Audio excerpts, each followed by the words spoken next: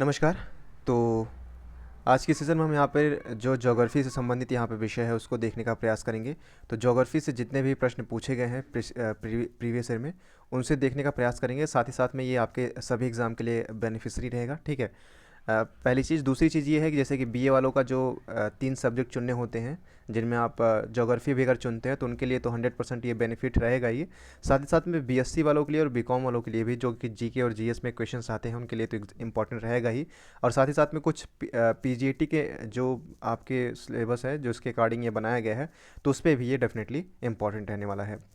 तो भूगोल के जो है जितने भी संबंधित जो प्रश्न जो पूछे गए, जो मैं मोस्ट इंपॉर्टेंट कहूँगा, उनको तो आपको रट्टी लेना है। बाकी जितने भी हम यहाँ पे कराएंगे उनको आप यहाँ पे देख लीजिएगा, ठीक है। तो इस तरीके से पहला प्रश्न। बाकी मैं बता दूं कि इसका जो सिलेबस है, जो जैसे कि मैं बात करूं, बीए का हो गया, बीएससी का हो गया, बीकॉम का हो गया, एमए का हो गया, एलएलबी का हो गया, तो ये सभी जो कोर्सेज़ हैं ये अपलोड किए जा चुके हैं। बाकी बीएड का कोर्स जो है अभी कुछ दिनों में अपलोड हो जाएगा, बीएड का कोर्स। इसके बाद साथ ही साथ में कुछ पीजीएटी के कोर्सेज हैं, जैसे एमएससी हो गया, एमएससी फिजिक्स जो करना चाहते हैं, या फिर एमकॉम जो करना चाहते हैं, या फिर अदर कोर्सेज जिनका भी है, ठीक है। मैंने एक जो है पिन डाला था अभी कम्युनिटी बॉक्स में कि आप किस कोर्स से संबंधित है। तो मैंने एक एनालिसिस किया है कि एमएससी के स्टूडेंट कुछ हैं और कुछ यहाँ पे एमए के भी हैं, जो कि एमए के स्टूडेंट हैं। तो मैं, ठीक है, उनके अकॉर्डिंग जो है, और कुछ बीएड का भी यहाँ पे काफ़ी लोगों का आया है, बीएड वालों का। तो मैं उनके अकॉर्डिंग जो है यहाँ पे सिलेबस तैयार करके, जो भी प्रीवियस ईयर के पेपर होंगे उसके अकॉर्डिंग यहाँ पे अपलोड कर दूंगा, जिसको आप वहाँ पर डाउनलोड करके अपनी तैयारी कर सकते हैं। बाकी मैंने बीए, बीएससी, बीकॉम और एमए, साथ ही साथ में एलएलबी का जो पार्ट किया है। देखिए, कुछ लोग यहाँ पे कन्फ्यूजन हो जाते हैं कि एक ही पार्ट डाउनलोड कर रहे हैं, ठीक है, उनको पता नहीं चल पा रहा है। तो देखिए, जो मैं लिंक दे रहा हूँ वो तो एक का ही दे रहा हूँ लिंक, लेकिन जो आपको देखना है तो उसमें लिखा गया है कि बीए 4 पार्ट, ठीक, इस तरीके से लिखा गया है। तो वो चारों पार्ट आपको यहाँ पे डाउनलोड करने हैं। क्यों डाउनलोड करना है उसका मैं एक रीज़न बता दूं कि ये पहली चीज़ क्या है कि अधूरा ज्ञान हमेशा जो है घातक होता है, ठीक है। दूसरी चीज़ क्या है कि आप जब उसमें, पहले तो उसमें प्रीवियस ईयर के पेपर दिए गए हैं, अगर आपको हाँ लगता है कि हाँ सफिशियंट है, मोर देन सफिशियंट है, अगर आप उससे तैयारी कर सकते हो तो वेल, उसके आगे तो बात ही नहीं है। दूसरी बात ये है कि आप जो लूसेंट की जीके होती है, अगर आपके पास वो है तो भी मोर देन सफिशियंट होती है। बाकी आप मैथ का जो है तैयारी कर सकते हैं, लेकिन अभी भी आपके पास वक्त नहीं है, सबसे बड़ी बात ये है। तो इसमें क्या किया गया है कि इसमें कुछ क्वेश्चंस ऐसे ऐसे दिए गए हैं जो कंपाइलेशन, जो कि प्रीवियस ईयर में पूछे गए हैं, क्योंकि स्पेशली ये इंटेंस एग्जाम के ही पर्पज से बनाया गया है। तो जो आपको वहाँ पे मार्केट में अवेलेबल होगी वही बुक यहाँ पे अवेलेबल कराई गई है। तो उसको आप क्या करेंगे कि जब एक बार पढ़ लेंगे तो वो चीज़ें आपके दिमाग में कंठस्थ हो जाएंगी। तो ये पर्पज़ ये होता है कि हमें कम समय में वो चीज़ें पढ़नी है जो इंटेंस एग्जाम में आता है, वो चीज़ें, ठीक है। तो आप चारों पार्ट डाउनलोड कर लीजिएगा, चाहे वो बीए का हो, चाहे बीएससी का हो, चाहे बीकॉम का हो, चाहे एलएलबी का हो, चाहे एमए का हो, ठीक है। उसमें पार्ट दिया गया है, जैसे एमए के लिए 2 पार्ट है, एलएलबी के लिए 3 पार्ट है, और बीकॉम के लिए 4 पार्ट है, बीएससी के लिए 4 पार्ट है, और बीए के लिए भी 4 पार्ट है। तो इस तरीके से आप वहाँ पे चारों को पार्ट, अब यहाँ पे डाउनलोड कैसे करना है, डेफिनेटली आपको जाना है थ्री डॉटेड पे, ठीक है। जैसे आप ओपन करेंगे तो आपको ऊपर जो है लेफ्ट साइड में 3 एरो दिखाई देंगे, उस पर क्लिक करना है। इसके बाद उस पर क्लिक करने के बाद आपको होम दिखाई देगा, होम पेज पे आपको क्लिक करना है। इसके बाद जाके सारी जो वहाँ पे डॉक्यूमेंट है उसको आपको दिखाई देगा, उस पर आपको डाउनलोड कर लेना है, ठीक है। चलिए इसको यहाँ पे हम साइड में रखते हैं और यहाँ पे चलते हैं कि भूगोल के जनक किसे कहा जाता है। तो पहला प्रश्न है हमारा, भूगोल का जनक किसे कहा जाता है। इसके बाद थोड़ा पॉज लीजिएगा 3 सेकंड का, अपने अपने मन से सोचिएगा। अगर आपको आता है तो आंसर इसका है हिकैटियस, ठीक है। Option D will be the correct answer. जो ऑप्शन डी है आपका वो सही आंसर है, ठीक है। इस तरीके से दूसरा देखते हैं। दूसरा प्रश्न हमारा है कि भूगोल के लिए ज्योग्राफी शब्द का प्रयोग सर्वप्रथम किसने किया था। तो भूगोल के लिए ज्योग्राफी शब्द का सर्वप्रथम प्रयोग किया था इरेटोस्थनीज ने, ठीक है। Option D will be the correct answer, ठीक है। इरेटोस्थनीज ने भूगोल के लिए ज्योग्राफी का शब्द का प्रयोग किया था। इसी प्रकार से हमारा अगला प्रश्न है कि मानव भूगोल का पिता निम्नलिखित में से किसे कहा जाता है। तो मानव भूगोल का पिता जो कहा जाता है वो कार्ल रिटर को कहा जाता है, ठीक है, कार्ल रिटर को कहा जाता है। इसी प्रकार से हमारा अगला प्रश्न है कि भूगोल को मानव परिस्थिति के रूप में परिभाषित करने वाला विद्वान कौन है। तो जो भूगोल को जो है मानव परिस्थितिकी के रूप में परिभाषित करने वाले विद्वान कौन है। तो ये है H Burrows. Option C will be the correct answer. इसी तरीके से अगर अगला प्रश्न की बात करें तो अगला प्रश्न हमारा है कि भू आकृति विज्ञान का जन्मदाता किसे माना जाता है। तो भू आकृति विज्ञान का जन्मदाता पेशल को माना जाता है। Option A will be the correct answer, ठीक है। इसी प्रकार से अगला प्रश्न हमारा है कि भूगोल पृथ्वी को केंद्र मानकर अध्ययन करने वाला विज्ञान विज्ञान है, ऐसा किसने कहा था। तो भूगोल जो है पृथ्वी को केंद्र मानकर अध्ययन करने वाला विज्ञान है, ये कथन किसका था। तो ये कथन था वारेनियस का। Option A will be the correct answer.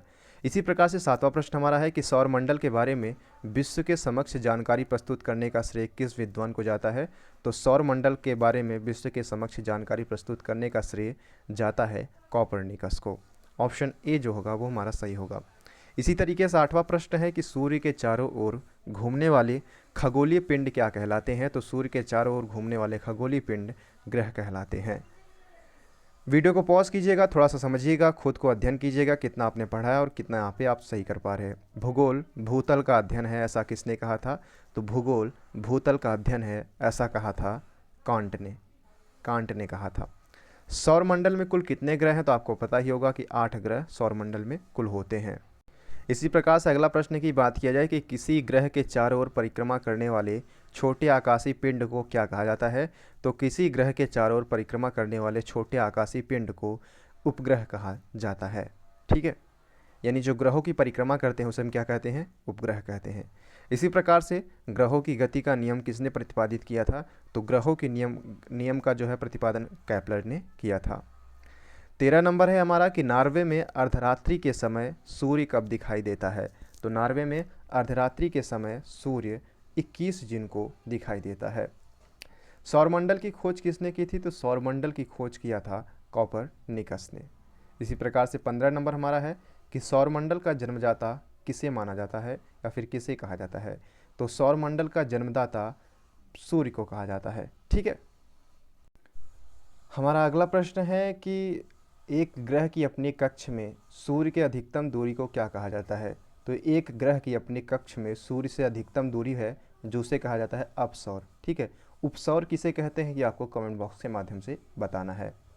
वहीं 17 नंबर हमारा है कि 17 नंबर में पूछा गया है कि एक ग्रह की अपने कक्ष में सूर्य से न्यूनतम दूरी को, ठीक है उल्टा बता दिया, उपसौर कहते हैं। ठीक है, अधिकतम दूरी होगी तो अपसौर कहेंगे और न्यूनतम दूरी होगी तो उपसौर कहेंगे।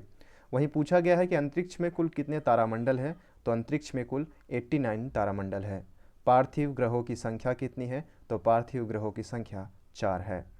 वहीं ब्रह्मांड में विस्फोटी तारा कहलाता है, तो ब्रह्मांड में विस्फोटी तारा अभिनव तारा को कहते हैं। ऑप्शन बी हमारा सही आंसर होगा। ठीक है, इस तरीके से हमारा अगला प्रश्न है कि निम्नलिखित में से कौन सा एक तारा है? तो आपको तारा पूछा है तो सूर्य जो है वो तारा के अंतर्गत आता है। ठीक है, पृथ्वी शुक्र चंद्रमा इसमें तारा नहीं होंगे, ये ग्रह हैं। अगला बात किया जाए कि सूर्य प्रकाश धरती तक पहुंचने में कितना समय लगता है? तो आपको पता होगा 8 मिनट 30 सेकंड या फिर 15 सेकंड, अगर जो भी ऑप्शन में आपके दिया रहेगा। ठीक है, उसके अकॉर्डिंग आप लगा दीजिएगा। इसी प्रकार से अगला प्रश्न है कि सूर्य के सबसे दूर कौन सा ग्रह है? तो सूर्य से सबसे दूर ग्रह अगर पूछा गया है तो सूर्य से सबसे दूर ग्रह है वरुण। ठीक है, अरुण और वरुण आपको पता ही होगा। कौन सा ग्रह सूर्य के सबसे निकट है? तो बुध जो है वो सूर्य के सबसे निकटतम ग्रहों के अंतर्गत आता है। वहीं किस ग्रह में चंद्रमा की तरह कलाएं होती है? तो किस ग्रह में चंद्रमा की तरह कलाएं होती हैं? तो ये बुध ग्रह में चंद्रमा की तरह कलाएं होती हैं।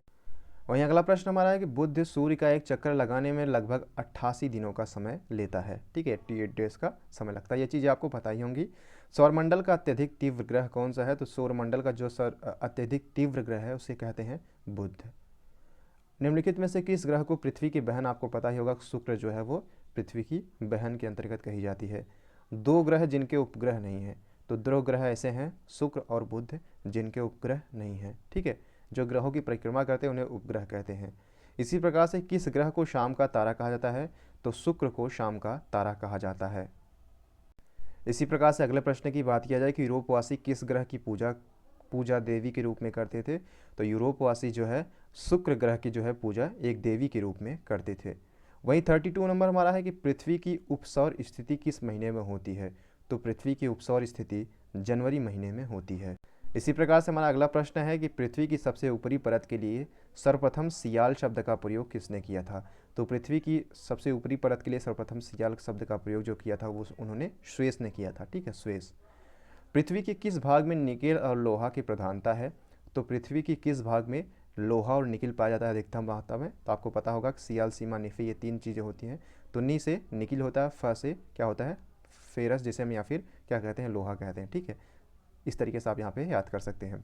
35 नंबर है कि भूपृष्ठ किस परत में बेसाल्ट चट्टानों की आवश्यकता होती है? तो भूपृष्ठ की किस परत में बेसाल्ट चट्टानों की आवश्यकता होती है? तो ये सीमा। ठीक है, इसी प्रकार से हमारा अगला प्रश्न है कि पृथ्वी की आंतरिक संरचना के संबंध में महत्वपूर्ण जानकारी का स्रोत क्या है? तो पृथ्वी की आंतरिक संरचना के संबंध में महत्वपूर्ण जानकारी का स्रोत है भूकंप विज्ञान। ठीक है।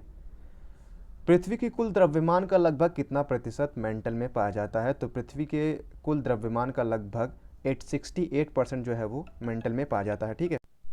वहीं अगला प्रश्न हमारा है, अगला प्रश्न है कि स्थल मंडल का विस्तार कितने किलोमीटर की गहराई तक है? तो स्थल मंडल का जो जो विस्तार है वो 100 किलोमीटर की अंदर तक गहराई तक है। ठीक है। अगला है 39 नंबर की पृथ्वी के भूपर्पटी में कौन सा तत्व प्रचुर मात्रा में पाया जाता है? ये मोस्ट इंपॉर्टेंट है। एल्युमिनियम जो है वो पृथ्वी की भूपर्पटी पर प्रचुर मात्रा में पाया जाता है। इसी तरीके से पूछा गया है कि पृथ्वी के धरातल में कितने प्रतिशत भाग महाद्वीपों का विस्तार है?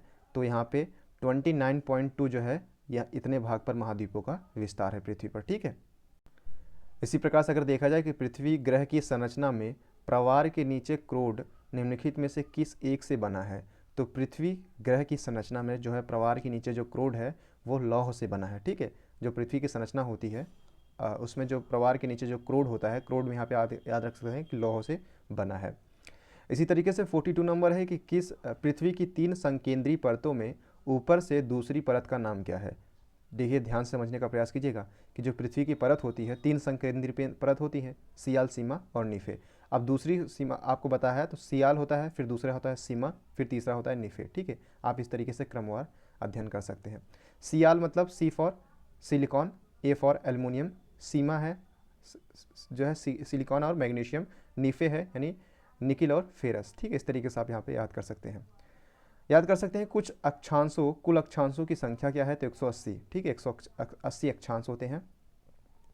वहीं पूछा गया है कि देशांतरों की संख्या कितनी होती है?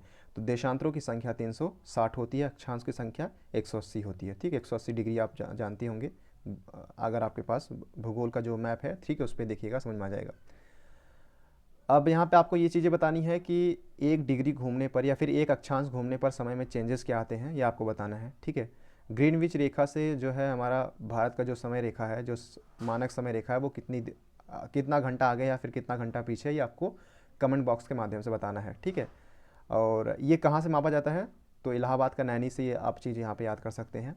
बाकी निम्नलिखित नगरों में से कौन सा एक भूमध्य रेखा के सर्वाधिक निकट है? तो भूमध्य रेखा के सर्वाधिक निकट पूछा गया है, तो सिंगापुर जो है वो भूमध्य रेखा के सर्वाधिक निकट है।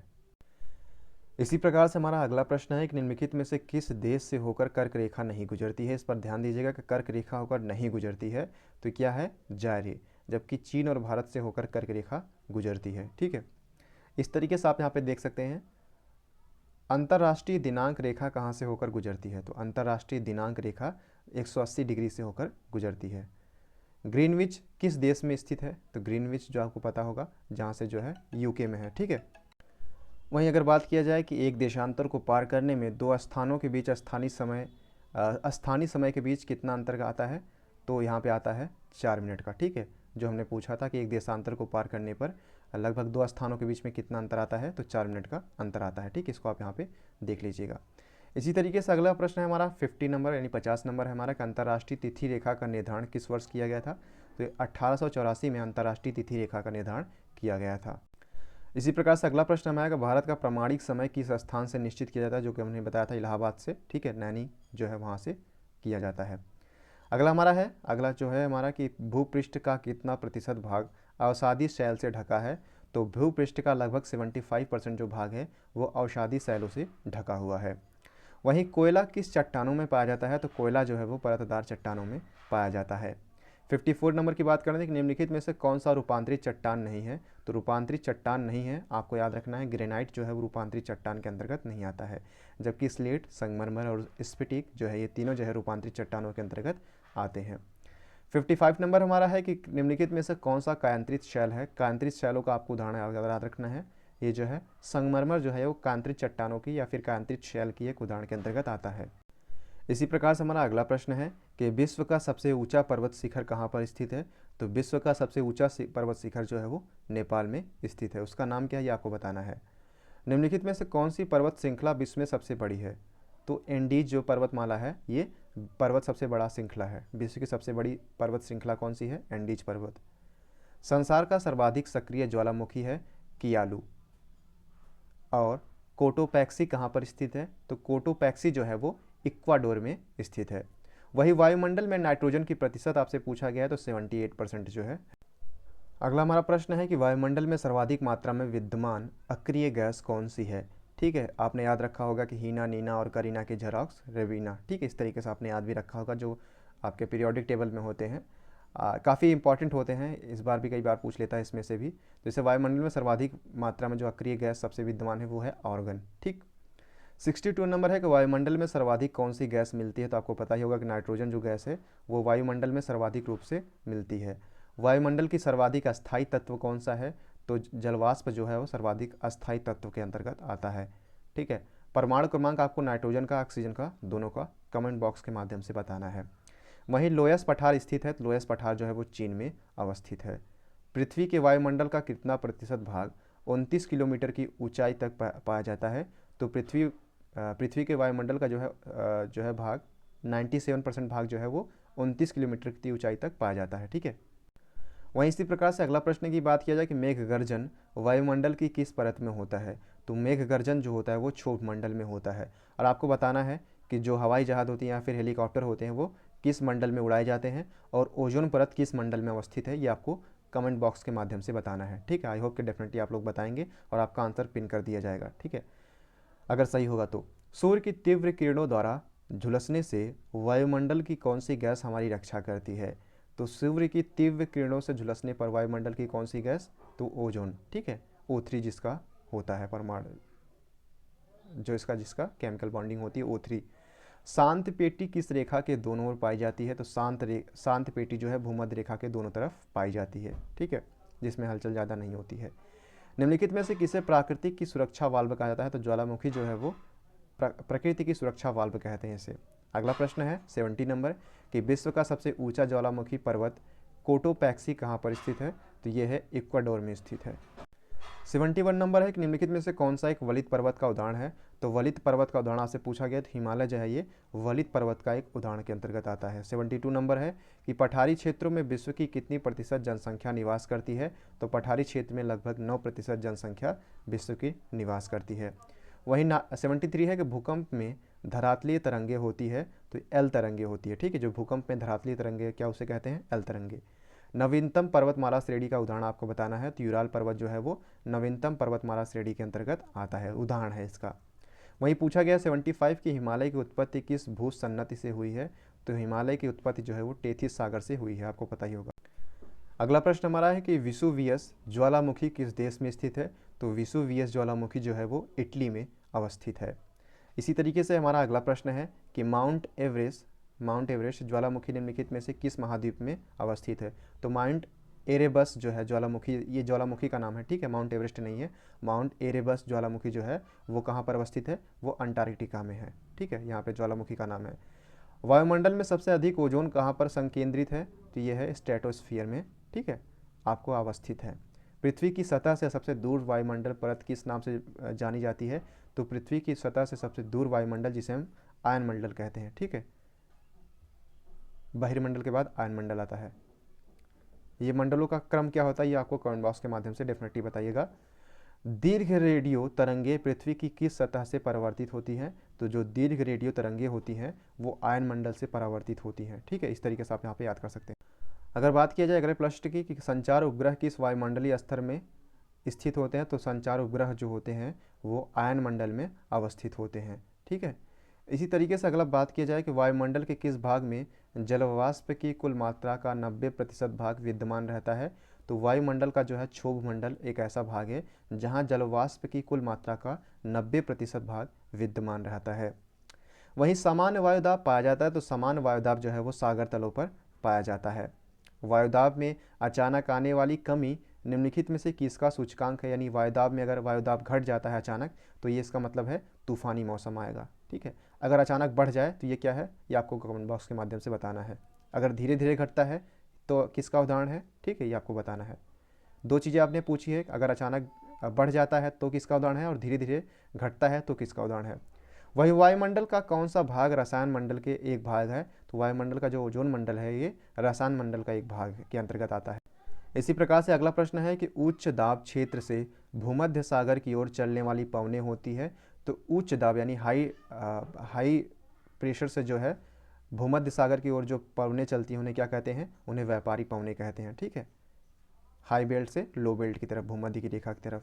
हवाई जहाज प्रायः किस में उड़ते हैं, हमने पूछा था, इसका आंसर मिल ही गया, समताप मंडल में उड़ते हैं। ठीक है, वायुमंडल की सबसे निचली परत जो है वो आपको पता होगा कि क्षोभ मंडल होती है। इसी प्रकार से चक्रवात की आकृति में इनमें से किस प्रकार की होती है, चक्रवात की जो आकृति होती है वो अंडाकार होती है। चक्रवात का शांत क्षेत्र क्या कहलाता है, चक्रवात का शांत क्षेत्र जिसे हम चक्षु कहते हैं। ठीक है, इसी प्रकार से हमारा अगला प्रश्न है कि रेशेदार दिखाई देने वाला मेघ को क्या कहते हैं, तो रेशेदार दिखाई देने वाले मेघ को पक्षाभ कहते हैं। वहीं विश्व में सर्वाधिक वर्षा वाला स्थान कौन सा है, तो मासिनराम है। ठीक है, विश्व की सर्वाधिक शुष्क स्थल कौन सा है, तो विश्व का सर्वाधिक शुष्क स्थल जो पूछा गया है तो अटाकामा जो है ये सर्वाधिक शुष्क स्थल है। विश्व की सबसे बड़ी मीठे जल की झील कौन सी है, तो आपने पता ही होगा सुपीरियर झील जो है विश्व की सबसे मीठे पानी की झील है। मैंने एक वीडियो में शायद कुछ गलत बता दिया था, ठीक है, जिसमें से आपको कुछ कमेंट भी आया था, तो उसको मैंने पिन कर दिया था, हालांकि इसको आप यहाँ पे देख लीजिएगा। किस वायुमंडलीय परत को मौसमी परिवर्तन की छत के नाम से भी जाना जाता है, तो मौसमी परिवर्तन के छत के नाम से जाना जाता है क्षोभ मंडल को। ठीक, इस तरीके से देख सकते हैं। वहीं अगला प्रश्न हमारा है कि निम्नलिखित में से कौन सी विश्व की सर्वाधिक गहरी झील है, तो ये बैकाल झील विश्व की सर्वाधिक गहरी झील के अंतर्गत आती है। विश्व का सबसे ऊंचा जलप्रपात कौन सा है, तो एंजिल जलप्रपात विश्व का सबसे ऊंचा जलप्रपात है। वहीं नियाग्रा प्रपात क्या है, कहाँ पर है, तो नियाग्रा प्रपात कहाँ पर है, यूनाइटेड स्टेट ऑफ अमेरिका। पृथ्वी की सबसे गहरा स्थल कौन सा है, तो पृथ्वी का सबसे गहरा स्थल है डेड सी यानी मृत सागर। वहीं रेगिस्तान में बादल के अवशेष होकर क्यों नहीं बरसते, तो रेगिस्तान में बादल के अवक्षेप होकर क्यों नहीं बरसते हैं, तो कम आर्द्रता के कारण। ठीक है, लो ह्यूमिडिटी। वही हमारा शतक लग चुका है। ठीक है, 101 नंबर देख लेते हैं कि निम्नलिखित में से कौन सा देश अंगुली नुमा झीलों के लिए प्रसिद्ध है, तो ये अंगुली नुमा झीलों के लिए कौन सा प्रसिद्ध है, तो ये है यूएसए। ठीक, इसी प्रकार से विश्व का सर्वाधिक लवड़ी झील कौन सा है, तो विश्व का सर्वाधिक लवड़ी झील कौन सा है, ये हमारा शतक नाम से हमें याद आ गया कि आपकी फेवरेट टीम कौन सी है, ये आप डेफिनेटली बताइएगा। थोड़ा सा अटपटा सा क्वेश्चन है लेकिन डेफिनेटली बताइएगा। मेरी तो आरसीबी है, आरसीबी एबी डिविलियर्स की वजह से मेरे फेवरेट प्लेयर हैं, इस वजह से आरसीबी की वजह से मैं सपोर्ट करता हूँ। बाकी आप बताइएगा। ठीक है, कल एमआई हार गई। बाकी विश्व का सर्वाधिक लवड़ी झील आपसे यहाँ पे साल्टिक यहाँ पे ओसिन पूछा है, तो ये कौन सी है, ये वॉन झील है। Option A will be the correct answer. सर्वाधिक ऊंचाई पर स्थित नौकायन झील कौन सी है, तो सर्वाधिक ऊंचाई पर स्थित नौकायन झील है टीटीकाका झील। वहीं पूछा गया है कि विश्व की सबसे बड़ी खारे जल की झील कौन सी है, तो ये है कैस्पियन सागर। विश्व की सबसे बड़ी खारे पानी की झील कौन सी है, ये है कैस्पियन सागर। वहीं अरल सागर झील किस देश में स्थित है, तो अरल सागर झील जो है वो है कजाकिस्तान में स्थित है। अगला प्रश्न हमारा है कि निम्नलिखित में से कौन से विश्व की सबसे बड़ी झील है, तो ये कैस्पियन सागर झील जो है विश्व की सबसे बड़ी झील है। ठीक है, अगला हमारा प्रश्न है कि 107 नंबर कि निम्नलिखित में से किस देश को हजार झीलों की भूमि कहा जाता है, तो फिनलैंड को हजार झीलों की भूमि कहा जाता है। वहीं विश्व का सबसे ऊंचा जलप्रपात कहाँ पर स्थित है, तो वेनेजुएला में अवस्थित है। एंजिल जलप्रपात किस नदी पर अवस्थित है, तो एंजिल जलप्रपात कोरोनी नदी पर अवस्थित है। ठीक है, हमसे पूछा गया था कि किस नदी पर अवस्थित है, तो एंजिल जलप्रपात जो है कोरोनी नदी पर अवस्थित है। वहीं बायोमा जलप्रपात किस नदी पर अवस्थित है, तो बायोमा नदी जो है वो बायोमा जो जलप्रपात है वो जैर नदी पर अवस्थित है। ठीक, अगला प्रश्न हमारा है कि सुएज नहर का निर्माण कब हुआ, तो सुएज नहर का निर्माण 1854 ईस्वी में हुआ था। कौन सी नहर बाल्टिक सागर को उत्तरी सागर से मिलाती है, तो बाल्टिक सागर को उत्तरी सागर से कील नहर मिलाती है। क्रा नहर निम्नलिखित में से किस देश में अवस्थित है, तो क्रा नहर जो है वो थाईलैंड में अवस्थित है। विश्व की सबसे बड़ी जहाजरानी नहर कौन सी है, तो सुएज नहर विश्व की सबसे बड़ी जहाजरानी नहर है। ठीक है, निम्नलिखित में से किस एक की सीमा कैस्पियन सागर से नहीं लगती है।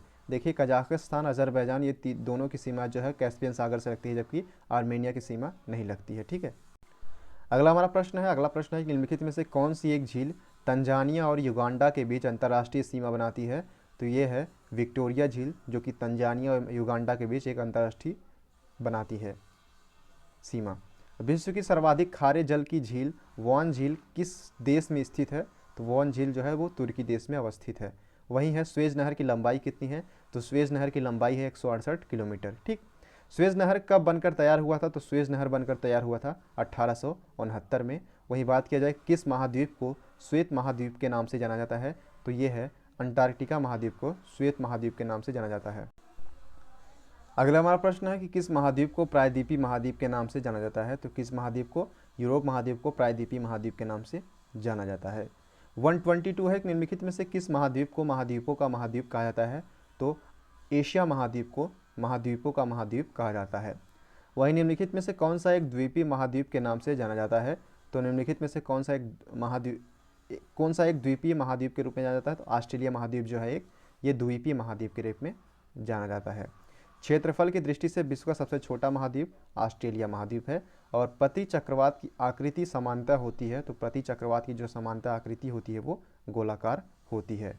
वहीं अगला प्रश्न हमारा है, अगला प्रश्न है कि लोयस का पठार कहाँ पर अवस्थित है। तो पवनकृत में अवस्थित है। यहाँ पर इसके बारे में पूछा गया क्वालिटी। तो लोयस पठार जो है वो पवनकृत, पवनों के द्वारा बनाया गया पठार है और विश्व की कुल जनसंख्या का कितना प्रतिशत हिस्सा मैदानों में निवास करता है। तो लगभग 90% हिस्सा जो है मैदानों में निवास करता है। वहीं ड्रेकेंसबर्ग पर्वत कहाँ पे है। तो दक्षिण अफ्रीका में। और निम्नलिखित में से किस देश में लोयस के मैदान नहीं पाए जाते हैं। तो कंबोडिया में, जबकि यूक्रेन और न्यूजीलैंड में पाए जाते हैं। वहीं स्थलमंडल के कुल क्षेत्रफल के कितने प्रतिशत भाग पर पठार का विस्तार है। तो पठार का विस्तार आपसे पूछा गया स्थलमंडल पर, तो 33%। ठीक है। अगला हमारा प्रश्न है, अगला प्रश्न क्या है कि पृथ्वी के वायुमंडल का सर्वाधिक घनत्व कहाँ पर होता है। पृथ्वी के वायुमंडल का सर्वाधिक घनत्व क्षोभ मंडल पर होता है। वही वायुमंडल में दैनिक मौसम परिवर्तन निम्नलिखित में से किसके कारण होता है। तो वायुमंडल में दैनिक मौसम परिवर्तन जो है वो क्षोभ मंडल के कारण होता है। निम्नलिखित में से किसे विश्व की छत कहा जाता है। तो आपको पता होगा कि पामीर जो है वो विश्व की छत के रूप में भी जाना जाता है। ये कहाँ, किस देश में अवस्थित है, ये आपको बताना है। वहीं पठारी क्षेत्रों में निम्नलिखित में से कौन सा खनिज नहीं पाया जाता है। तो मैग्नीज, कोयला सभी पाए जाते हैं, जबकि खनिज तेल नहीं पाया जाता है पठारी क्षेत्रों में। यूरोप की एक पर्वत श्रृंखला का नाम क्या है। तो आल्प्स पर्वत श्रृंखला जो है यूरोप की पर्वत श्रृंखला का एक नाम है। ठीक। अगला हमारा प्रश्न है कि विश्व का सबसे बड़ा महासागर कौन सा है। तो आपको पता होगा प्रशांत महासागर विश्व का सबसे बड़ा प्रशांत महासागर है। ठीक है। अगला प्रश्न है कि 137 कि निम्नलिखित में से किस महासागर को छिपता हुआ महासागर कहा जाता है। तो आर्कटिक महासागर को छिपता हुआ महासागर कहा जाता है। विश्व का सबसे बड़ा शीत मरुस्थल कौन सा है। तो गोबी मरुस्थल जो है वो विश्व का सबसे बड़ा शीत मरुस्थल है। आटाकामा मरुस्थल जो है दक्षिण अमेरिका में किस देश में है। तो ये चिली में है। ठीक। सीफ का निर्माण किससे होता है। तो सीफ का निर्माण जो है वो पवन से होता है। वहीं अगर बात की जाए कि ड्रमलीन क्या है। तो ड्रमलीन है अंडाकार पर्वत। यू आकार की घाटी कहाँ पाई जाती है। तो यू आकार की जो घाटी है वो हिमानी क्षेत्रों पे पाई जाती है। विश्व का सबसे छोटा महासागर कौन सा है। तो यह है आर्कटिक महासागर, विश्व का सबसे छोटा महासागर है। विश्व की सबसे शुष्कतम मरुस्थल कौन सा है। तो अटाकामा। और विश्व का मरुस्थल विहीन महाद्वीप कौन सा है, जहाँ पे मरुस्थल ही नहीं पाए जाते हैं। तो यूरोप महाद्वीप में मरुस्थल ही नहीं पाए जाते हैं। अगला प्रश्न है कि हमारा ब्लैक सी यानी काला सागर किस देश के दक्षिण में अवस्थित है। तो रूस के दक्षिण में अवस्थित है ब्लैक सी। सहारा मरुस्थल कहाँ पर अवस्थित है। तो उत्तरी अफ्रीका में सहारा मरुस्थल अवस्थित है। वहीं मरुद्वीप किससे संबंधित है। तो रेगिस्तान से संबंधित है। संसार का सबसे बड़ा मरुस्थल कौन सा है। तो आपको पता ही होगा कि सहारा मरुस्थल जो है, सहारा डिजर्ट जो है विश्व का जो है सबसे बड़ा मरुस्थल है। वहीं दक्षिण एशिया का सबसे बड़ा मरुस्थल कौन सा है। तो ये है थार। आपको बताना है कि भारत का सबसे बड़ा मरुस्थल कौन सा है, ये आपको कमेंट बॉक्स के माध्यम से बताना है। इसी प्रकार से अगला प्रश्न हमारा है कि गोबी मरुस्थल किस देश में स्थित है। तो ये मंगोलिया में अवस्थित है। और सेंचुरी मरुभूमि किस देश में स्थित है। तो सेचुरा मरुभूमि जो है वो कहाँ पर है, ये पेरू में है। वही हिमनद निर्मित घाटी अंग्रेजी के किस अक्षर की तरह होती है। तो हिमनद निर्मित जो घाटी है वो अंग्रेजी के यू अक्षर की तरह होती है। वी आकार की घाटी, वी आकार क्या पूछा गया है कि वी आकार की घाटी कौन सी बनाती है। तो वी आकार की घाटी जो है वो नदी बनाती है। ठीक। वहीं अगला हमारा प्रश्न क्या है कि द्वीपों की सर्वाधिक संख्या किस महासागर में देखने को मिलता है। तो यह प्रशांत महासागर में द्वीपों की सर्वाधिक संख्या देखने को मिलता है। इसी प्रकार से अगला बात किया जाए कि निम्नलिखित में से कौन सा महासागरीय द्वीप नहीं है। तो महासागरीय द्वीप नहीं है तो यह है मलागासी, जबकि सेंट हेलेना, एलाइस द्वीप और हवाई द्वीप ये तीनों जो है महासागरीय द्वीप के अंतर्गत आते हैं, जबकि मलागासी ये द्वीप के अंतर्गत नहीं आता है। विश्व का सबसे बड़ा द्वीप कौन सा है। विश्व का सबसे बड़ा द्वीप है ग्रीनलैंड। विश्व का सबसे बड़ा द्वीप समूह कौन सा है। तो द्वीप समूह पूछा गया है तो इंडोनेशिया सबसे बड़ा द्वीप समूह है। ओजोन क्षेत्र का निर्माण सर्वाधिक कहाँ पर है। तो अंटार्कटिका के ऊपर। वहीं पूछा गया है कि किस महाद्वीप में एटलस पर्वत स्थित है। एटलस पर्वत जो है वो कहाँ पर अवस्थित है, ये है अफ्रीका महाद्वीप में। ठीक, इसी प्रकार से 161 है, यानी 161 नंबर हमारा है कि किस महाद्वीप में सरीसृप नहीं पाया जाता है, अंटार्कटिका में, जबकि अफ्रीका, एशिया और यूरोप में पाया जाता है। संसार की अधिकांश वर्षा निम्नलिखित में से किस रूप में होती है, तो संसार के अधिकांश वर्षा जो है वो संवहनीय वर्षा के रूप में होती है। वहीं अगला प्रश्न है हमारा, निम्नलिखित में से किस क्षेत्र में सालों भर वर्षा होती है, तो भूमध्य रेखीय प्रदेश में सालों भर वर्षा होती रहती है। वहीं विश्व में मैदान का सर्वाधिक विस्तार किस महाद्वीप में है, तो यूरोप में जो है सर्वाधिक विस्तार इसमें है। किस महाद्वीप को पठारी महाद्वीप कहते हैं, अफ्रीका महाद्वीप को पठारी महाद्वीप कहते हैं। अगला प्रश्न हमारा है कि भारत एवं श्रीलंका के मध्य विवाद किस द्वीप को लेकर है, तो ये है कंचातीवु द्वीप। निम्नलिखित में से कौन सी घुली हुई चट्टानों के निक्षेपित होने से बना है, तो ये है स्टैलेमग्माइट। अगला हमारा है स्टैगमाइट। अगला है 168 कि विश्व के शीत मरुस्थलों को अन्य किस नाम से जाना जाता है, तो विश्व के शीत मरुस्थल जो है उन्हें हम टुंड्रा के नाम से जानते हैं। दस्ते काबिर मरुस्थल किस देश में अवस्थित है, दस्ते काबिर ईरान में अवस्थित है। पोर्ट ब्लेयर आपको पता ही होगा कि दक्षिणी अंडमान में अवस्थित है। 171 है कि निम्नलिखित में से किस महासागर की प्रमुख विशेषता प्रवाल भित्ति है, तो प्रवाल भित्ति कहाँ पर अधिकतम मात्रा पाई जाती है, तो प्रशांत महासागर में। वहीं किस सागर का तट नहीं है, तो सारगैसो सागर का तट नहीं होता है। विश्व के क्षेत्रफल की दृष्टि से सबसे बड़ा सागर कौन सा है, तो दक्षिणी चीन सागर। ठीक है, और कौन सी जल संयोजी यूरोप को अफ्रीका से पृथक करती है, तो कौन सी ऐसी जल संयोजी है जो यूरोप को अफ्रीका से अलग करती है, तो यूरोप को अफ्रीका से जिब्राल्टर जल संधि अलग करती है। वहीं विश्व की सबसे चौड़ी जल संधि निम्नलिखित में से कौन सी है, तो ये है डेविस जल संधि। ठीक, और अगला हमारा है कि विश्व की सबसे तेज बहने वाली महासागरीय जलधारा कौन सी है, तो ये है गल्फ स्ट्रीम जलधारा। अगला प्रश्न हमारा है कि निम्नलिखित में से किस जलधारा को क्रिसमस के बच्चे की धारा कहते हैं, तो निम्नलिखित में से किस जलधारा को क्रिसमस के बच्चे की धारा कहते हैं, ये है अल नीनो जलधारा। ठीक, इसी प्रकार से अगला हमारा है 178 नंबर हमारा क्या है कि गहरा नीला रंग होने के कारण किस जलधारा को जापानी लोग जापान की काली धारा कहते हैं, ये कहते हैं क्यूराइल जलधारा को। 179 है निम्नलिखित में से कौन शीत समुद्री धारा है, तो ये है हम्बोल्ट धारा। वहीं सागरी जल में सर्वाधिक मात्रा में पाया जाने वाला लवण कौन सा है, तो वह है सोडियम क्लोराइड NaCl।